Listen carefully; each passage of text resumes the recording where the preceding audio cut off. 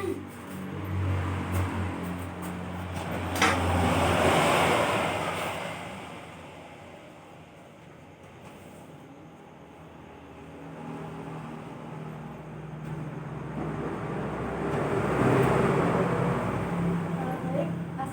warahmatullahi wabarakatuh.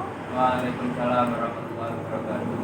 Sebelumnya perkenalkan, nama saya Fatia Esa Putri dari kelas ESH. Di sini saya mempresentasikan mengenai riba dan permasalahannya. Nah, mungkin teman-teman sudah pernah mendengar riba. Jadi, riba menurut bahasa adalah ziyadah atau berarti tambahan.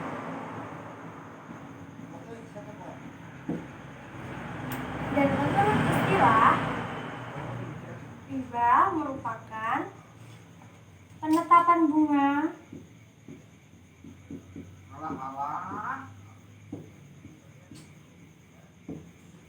atau tambahan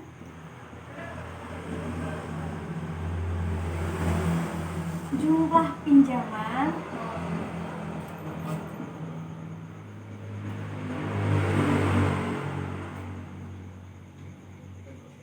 pengembalian pada persentase kesepakatan pinjaman.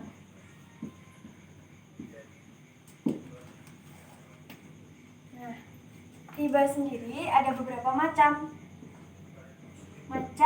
riba.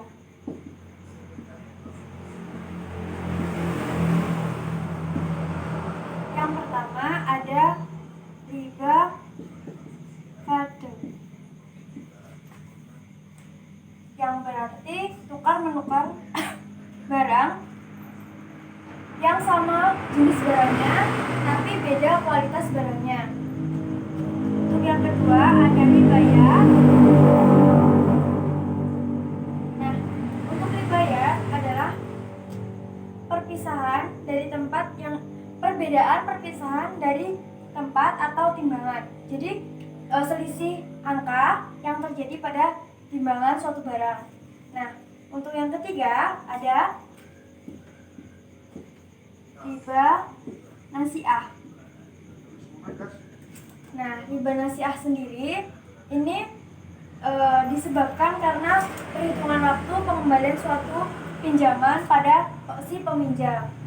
Untuk yang keempat ada riba qard.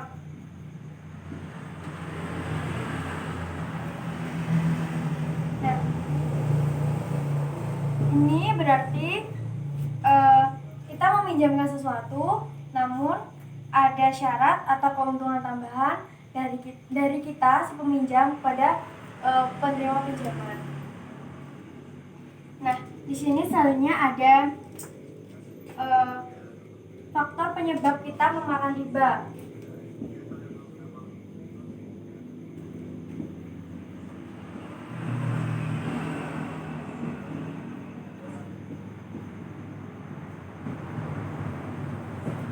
Untuk yang pertama, di sini ada nafsu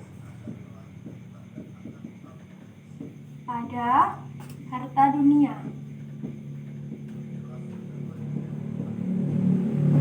Untuk yang kedua, di sini ada serakah harta.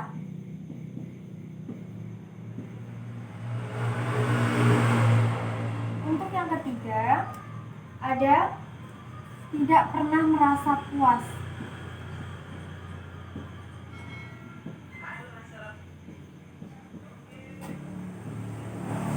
Dengan harta yang dimiliki.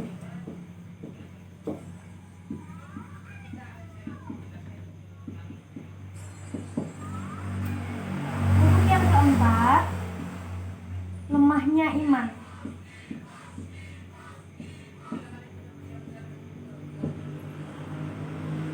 Untuk yang kelima, ingin menambah harta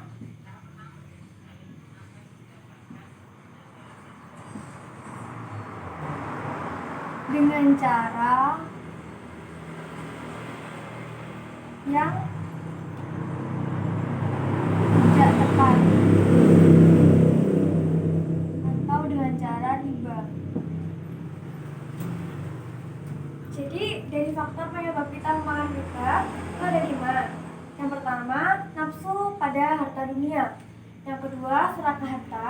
Yang ketiga, tidak pernah merasa puas dengan harta yang dimiliki. Yang keempat, lemahnya iman. Dan yang kelima, ingin menambah harta dengan cara yang tidak tepat ataupun dengan cara riba.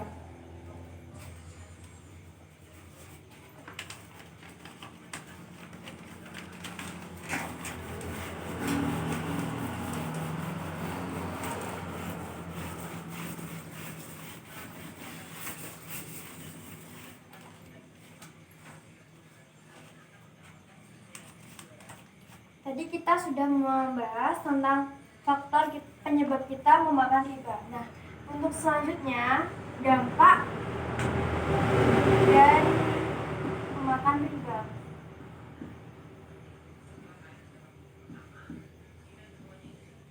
Untuk yang pertama, merugikan orang lain.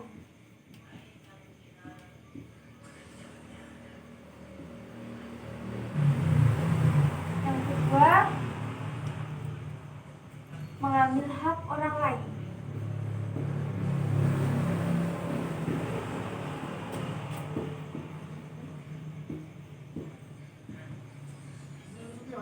Yang ketiga, laknat dari Tuhan Yang Maha Esa. Yang keempat, neraka.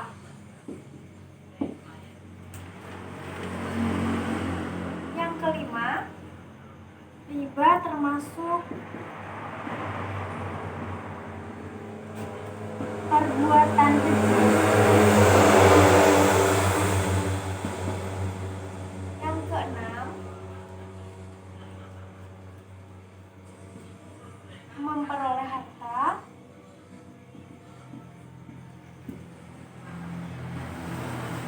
dengan cara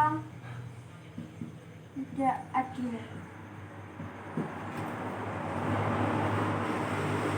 Setelah kita membahas tentang dampak dari memakan riba, selanjutnya kita akan membahas dari mana saja larangan riba itu dijelaskan. Nah, di sini ada larangan riba menurut Al-Quran. Untuk yang pertama, di sini ada surat Al-Imran ayat 130. Untuk yang kedua, ada Quran surat Al-Baqarah ayat 276 hingga 279. Untuk yang ketiga, Quran surat Ar-Rum ayat 39. Nah, di sini sudah jelas larangan riba di dalam Al-Quran. Untuk yang selanjutnya,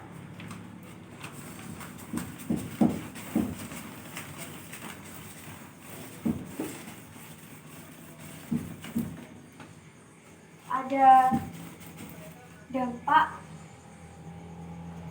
dan hikmah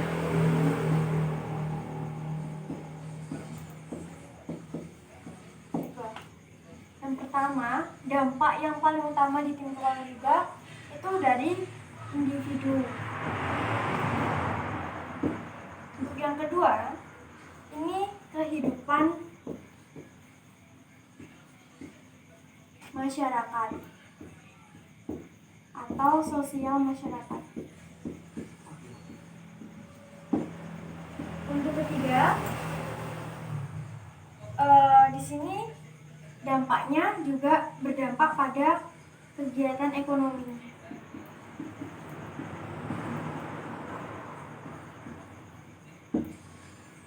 Jadi di sini dampak riba itu tidak hanya terjadi pada individu kita saja yang akan mendapat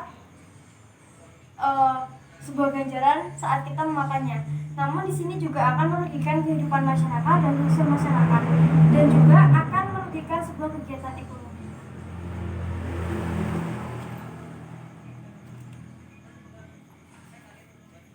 Nah, di sini kan ada dapat merugikan kegiatan ekonomi. Jadi di sini saat kita melakukan riba, maka kegiatan ekonomi itu akan mengalami historis ekonomi atau kejahatan ekonomi.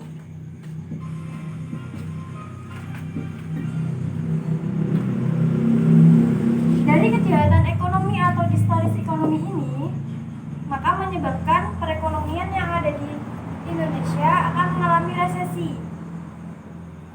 atau kemunduran. Untuk yang kedua, mengalami depresi.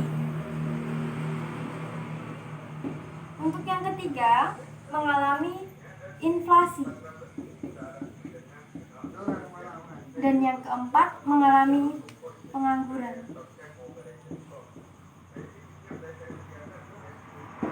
Jadi, dari kegiatan ekonomi mengakibatkan historis ekonomi yang akan merugikan kehidupan masyarakat dan juga kegiatan ekonomi itu sendiri. Nah, untuk pengganti riba, di sini ada 5. Untuk yang pertama ada wadiah atau titipan. Jadi kita dapat mengganti riba dengan cara menitipkan suatu barang ataupun uang atau suatu surat. Terus yang kedua ada mudharabah yang artinya kerjasama antara pemilik dan juga pelaksana. Jadi saya memiliki uang dan saudara saya kasih uang tersebut dan dia melaksanakan untuk perputaran ekonomi, dan kita di situ akan membagi hasil kita sesuai dengan keuntungan yang sama rata. Jadi dalam mudharabah ini tidak ada pihak yang merasa dirugikan. Nah, untuk yang ketiga ada syirkah atau perseroan. Nah, jadi sini lebih pada pihak bank itu mempunyai kerjasama dan andil pada saham pada usaha patungan. Jadi bank bekerja sama dengan seseorang untuk menanam saham, tapi dengan cara patungan. Untuk yang keempat ada murabahan. Nah, di sini artinya jual beli atau tambahan harga. Terus yang selanjutnya ada qard hasan. Nah, di sini memberikan bunga pada nasabah sebagai bentuk pelayanan atau rasa berterima kasih. Jadi perjelasan tentang riba dan permasalahannya sudah saya bahas dalam presentasi kali ini. Jika ada kata atau penjelasan yang kurang jelas, saya mohon maaf yang sebesar-besarnya. Assalamualaikum warahmatullahi wabarakatuh. Waalaikumsalam warahmatullahi wabarakatuh. Yes, 13